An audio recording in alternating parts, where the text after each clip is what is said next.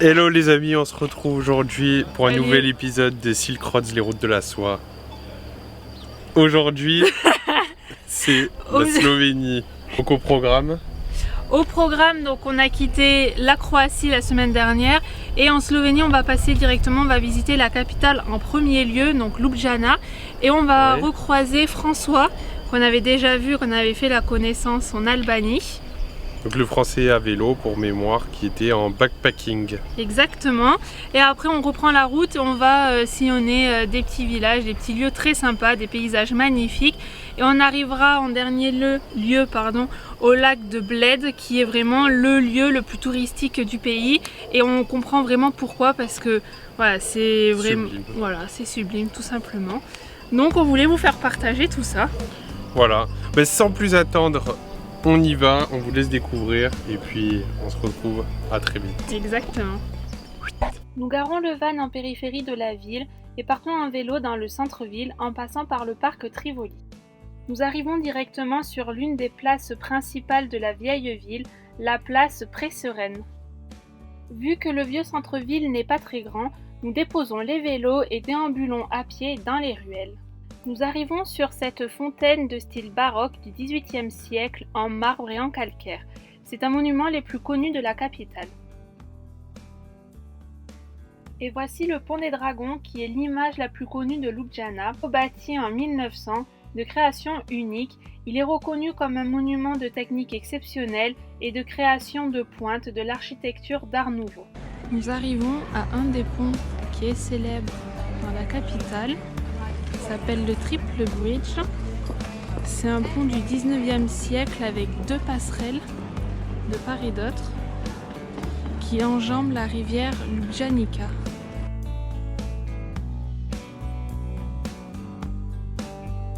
Encore une fois, on est gourmand et on s'arrête dans une pâtisserie pour le goûter.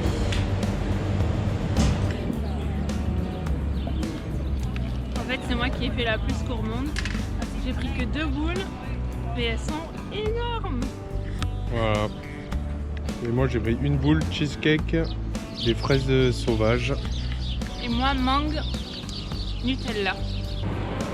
Bon bah après la glace en crack, on s'est arrêté dans une chocolaterie.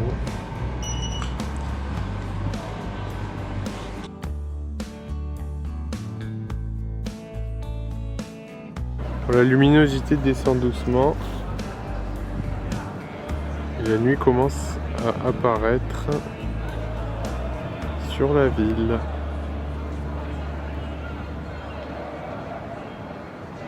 Il y a de très jolies couleurs.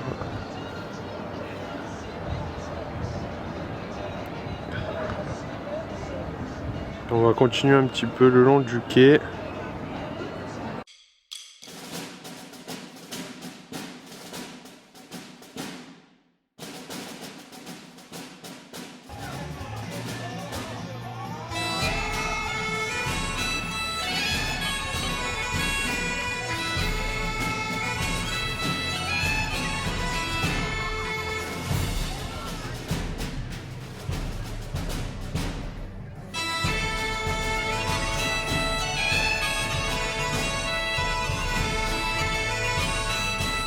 Petit chapeau de la Saint-Patrick. Des petits verres et quelques dessous de verre qu'on va rajouter là sur la porte afin de compléter la collection. Voilà. Bon allez, ça va être l'heure d'aller au dodo. Bon ben voilà, on a quitté la capitale Ljubljana tout à l'heure. On est arrivé ici à Predjana. C'est à environ 1h30 de Ljubljana au niveau nord-ouest à peu près. On s'est rapproché pas mal de la frontière avec l'Autriche. Alors, nous on a trouvé une petite astuce. C'est le pommeau de douche qu'on utilise en fait. C'est des billes d'argile à l'intérieur. Ce qui permet de faire mousser l'eau et on économiserait apparemment 30% d'eau par rapport à une consommation avec un pommeau de douche classique. Et c'est vrai que depuis qu'on l'utilise, on remarque que C'est efficace, hein. On a l'impression qu'il y a beaucoup de débit, mais en fait c'est surtout de l'air, donc c'est pas mal quoi, hein, en termes d'économie d'eau. Voilà, donc on vous recommande si jamais vous avez un van avec lequel vous puissiez adapter éventuellement un pommeau de douche comme celui-ci, c'est super, ça fait le taf. Alors nous voici devant le château de Predjama. Donc ce château il est célèbre parce qu'il a 800 ans d'histoire, il a été construit au XIIIe siècle et il a été notamment réputé parce que aujourd'hui il est excessivement connu dans la région car il a subi un siège de plus d'1 an et donc à l'issue de ce siège la population a pu s'échapper via des tunnels souterrains. Donc aujourd'hui ce château il figure dans le Guinness Book des records. Tout simplement parce que il y a une cave qui constitue la cave la plus importante sous un château au monde. Voilà, donc c'est quand même un fait important. Donc ce château il a également inspiré J.R.R. Martin qui est le créateur de Game of Thrones. Donc, ce château a inspiré le réalisateur pour donc sa saga. Il y a également les équipes de la chaîne américaine Discovery Channel qui sont venues sur place. Ils ont passé plusieurs nuits et ils ont mesuré des activités qu'ils ont jugées paranormales. Donc il y aurait potentiellement des activités paranormales à la nuit tombée le soir. Donc peut-être des revenants, on ne sait pas. Mais en même temps, avec 800 ans d'histoire au compteur, on ne peut que s'attendre à des revenants quoi. Donc voilà. Et si vous souhaitez venir en faire la visite, il faudra prévoir quand même un budget d'environ 43 € par personne pour faire donc la visite du château, également donc l'accès aux souterrains donc par lesquels les occupants du château se sont évadés et la cave donc remplie de chauves-souris. Voilà. On va passer au nettoyage des panneaux solaires et on va vous montrer notre technique parce que comme vous le savez peut-être, des panneaux solaires qui sont sales, c'est entre 10 à 30% de rendement d'électricité que vous perdez. Donc il est impératif de nettoyer régulièrement ces panneaux solaires. Vous pouvez voir la couleur de la saleté, c'est pas très reluisant tout ça.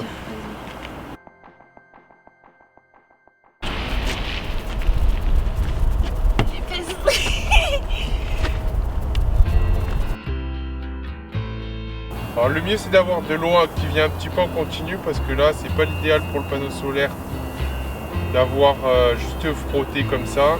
On fait des micro rayures, le mieux c'est de faire couler de l'eau et de frotter en même temps que l'eau part parce que vous perdez environ 80% de la poussière rien qu'en faisant un premier nettoyage. Donc on avait au préalable rincé les 3 panneaux. Les panneaux ils sont pas encore secs donc voilà. On a rincé et commencé à frotter. Il reste juste de l'autre côté à faire maintenant. Voilà, il reste de l'autre côté à faire pour bien fignoler. C'est fini. Ouh. Bon on vient de terminer de nettoyer les panneaux solaires.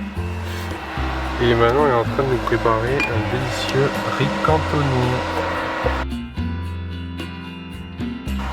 Oui. Qu'est-ce que tu fais? À ton avis?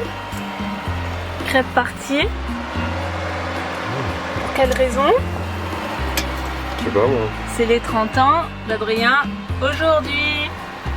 Donc j'ai préparé des crêpes. Là. On va se faire un bon petit chocolat chaud. Qu'est-ce qu'on fait pas pour son anniversaire hein?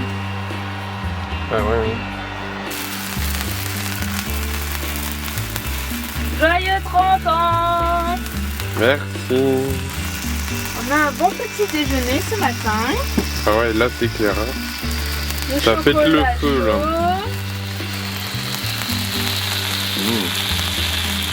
La bonne pâte à tartiner dans un vrai chocolatier.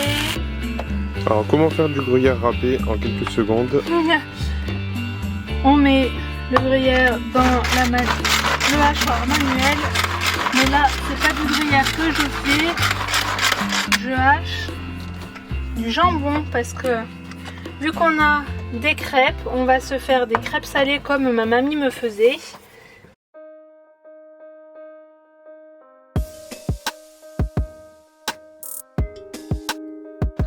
Bon bah le résultat est plutôt pas mal hein, après cuisson.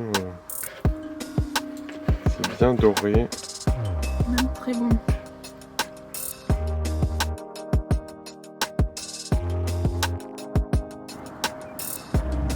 Nous sommes en train de nous balader au bord de la Soka, qui est une rivière connue pour être d'un bleu turquoise. Bon, nous arrivons pile au moment où le soleil se cache derrière les nuages et surtout les collines.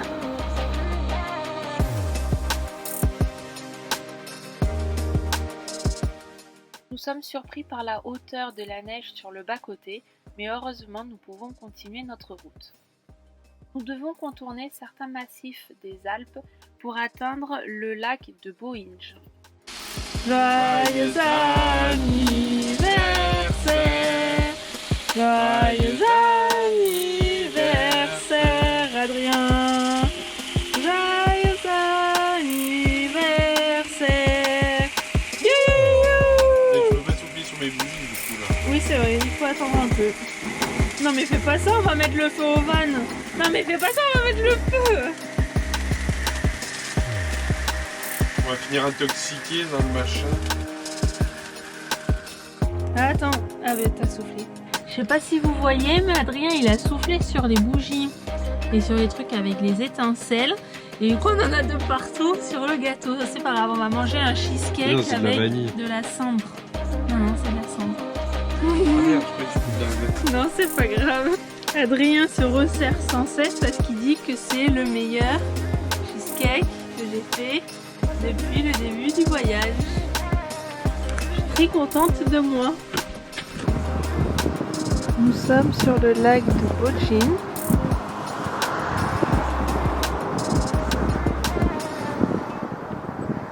Et regardez-moi ce qu'Adrien fait comme bêtise.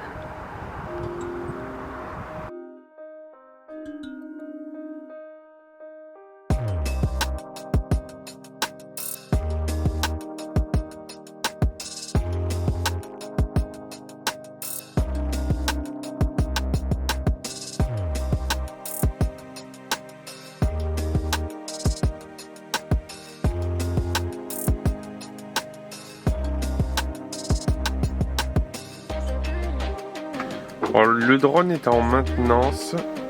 Je suis en train de faire quelques petits changements de pales là. Vous voyez, il y en a une qui est manquante ici. Alors pourquoi je fais ça? Parce que ce matin, j'ai fait un petit vol avec le drone et je sais pas pourquoi. Il était en vol stationnaire au-dessus d'un lac et tout d'un coup, il a décidé tout seul de dévier complètement sa trajectoire à une très haute vitesse. Il est allé s'écraser dans un arbre. Donc il a dévalé en plus toute l'arbre avec il a tapé toutes les branches en descendant. Il était à environ une quinzaine de mètres, donc autant vous dire que le drone a souffert. On a cassé 2 pales du coup dans la chute. J'espère qu'en changeant simplement les pales, ça va réparer le problème. Alors ce que je soupçonne, c'est qu'une fois j'ai fait un atterrissage où le sol n'était pas plat du tout et du coup en fait ça a dû tordre un tout petit peu les pales, donc je pense que c'est ça qui a joué du coup sur la stabilité du drone en vol stationnaire et qui a fait que malheureusement aujourd'hui il a dévié de sa trajectoire tout seul à une forte vitesse. Je comprends pas bien ce qui s'est passé, donc j'espère que simplement en touchant au changement de pale, on réglera le problème, donc on verra. Affaire à suivre. Bon, du coup j'ai changé les 2 pales sur les 4 bras du drone en espérant que ça suffise et qu'il puisse redécoller tranquillement. On verra ça, je vous dirai ce qu'il en est en espérant que ça fonctionne. On croise les doigts. Nous arrivons au niveau du lac de Bled, destination touristique la plus prisée de Slovénie. C'est un lac d'origine glaciaire qui mesure environ 2,1 km de long et 1,3 km de large. Les berges sont totalement aménagées, ce qui permet de faire le tour du lac.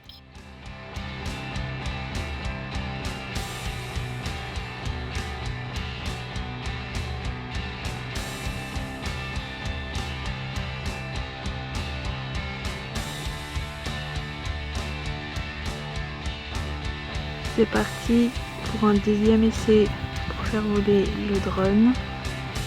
Il a changé toutes les hélices et on va voir si ça remarche. Et en attendant, on a fait une machine hier et il y a encore le linge qui est un peu mouillé.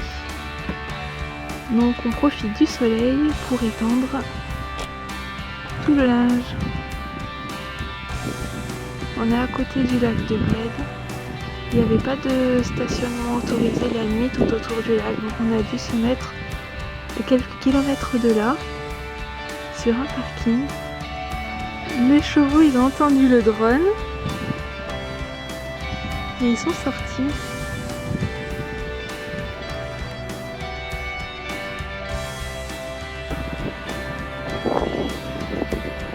Je sais pas s'ils ont peur du drone, le bruit qui les inquiète.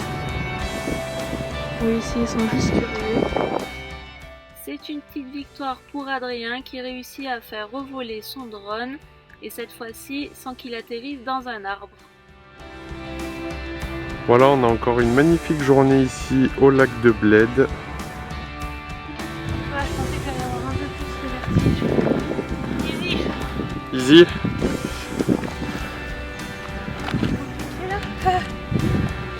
Ça va le faire. Oh, faut juste reprendre le souffle. Allez, on va Et monter. ça monte pas mal quand même. Ça grimpe, ouais. Regardez ce qui nous attend. Voilà. Directement à flanc de la falaise. C'est bien raide hein, quand même. C'est bien raide. Mais on a une super vue. On va en avoir une encore meilleure que tout le monde. Allez, c'est parti, on va attaquer. Hein. Ouais. Pendant qu'on est chaud. C'est bon. Nous sommes arrivés à un premier point de vue. On a fait tout à l'heure le point de vue le plus haut. Il y avait trop de monde pour filmer. Donc là, on a trouvé un autre coin un peu plus sympathique. Donc comme on voit bien le petit îlot. C'est vraiment le lac qui est entouré de monts enneigés. Donc c'est vraiment très sympa. Où nous sommes, Adrien? Là, on est au spa. On va se prendre un petit bain et après un petit sauna. Pour notre dernier jour en Slovénie, on a décidé de se prendre un hôtel. Voilà. Et dans l'hôtel, à Bled, il y a un spa avec piscine, jacuzzi, hammam et sauna. Donc maintenant qu'il fait nuit, qu'on vient de rentrer d'une petite balade autour du lac, on va maintenant se détendre.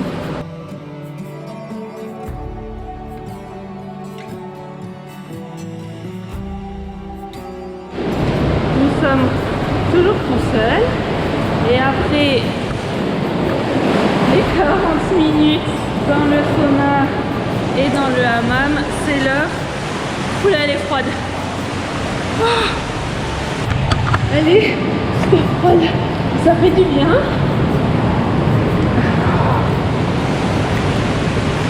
Elle est pas si fraîche presque. Ah si, elle est vraiment Quand froide. tu sors de la chaleur. Non, le corps est vraiment très chaud, elle est vraiment très froide. Mais non.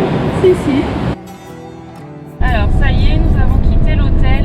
On se fait à peu près un hôtel ou un camping par mois pour retrouver un peu le luxe d'avoir rien que des sanitaires et surtout une salle de bain. Parce que c'est vrai que avoir une douche avec de l'eau chaude en illimité et sans se restreindre, c'est un luxe, vous n'imaginez même pas.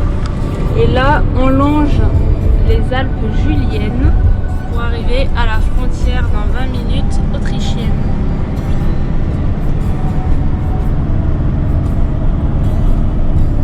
La vidéo touche à sa fin. J'espère que vous avez aimé et ça vous a plu de découvrir le pays de la Slovénie qui est pas vraiment touristique. Oui, effectivement, c'est pas un pays très touristique, pas très connu. Mais pour ceux qui connaissent un peu les Alpes et la Suisse, c'est très ressemblant puisque les Alpes slovènes ressemblent trait pour trait à la Suisse et puis vous avez pu le constater par vous-même. Mais on vous conseille vraiment ce pays parce que les gens sont très sympas et c'est vraiment magnifique. Voilà. On tenait aussi à vous remercier pour votre engagement. On aura bientôt 200 abonnés sur la chaîne, donc merci aux abonnés, merci à vous qui nous regardez tous les jours. Vous nous permettez de produire un peu plus de contenu et de qualité à chaque fois. Oui, donc on est content et on va poursuivre sur cette voie. Voilà. Donc merci à tous et à très bientôt dans Silk Roads, la route de la soie. Salut, à la semaine prochaine.